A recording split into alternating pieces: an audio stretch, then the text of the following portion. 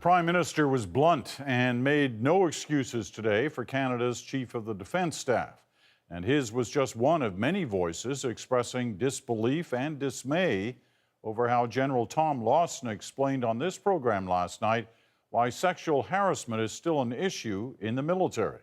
It's because we are biologically wired in a certain way, and there will be those who believe it is a reasonable thing to press themselves and their desires on others. The general apologized almost immediately, but as one former member of the military said today, it was too late. Catherine Cullen has more of the reaction tonight. Catherine.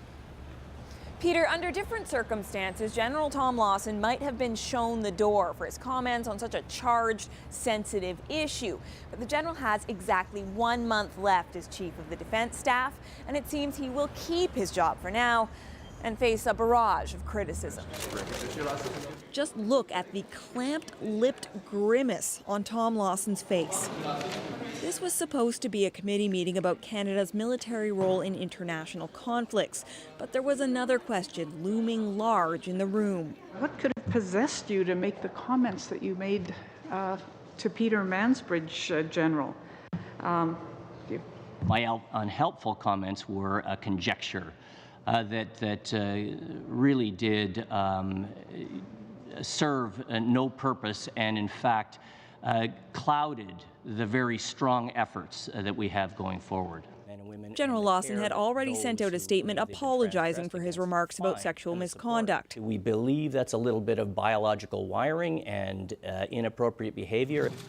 All of this just weeks after a damning report on sexual misconduct in the military, which described the problem as endemic and called for a host of changes. The problem of sexual harassment and sexual assault in the armed forces is real.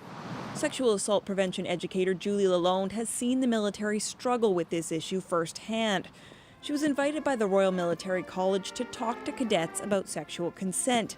She says the response was hostile, including one cadet who she says argued women who drink too much enable their own rape.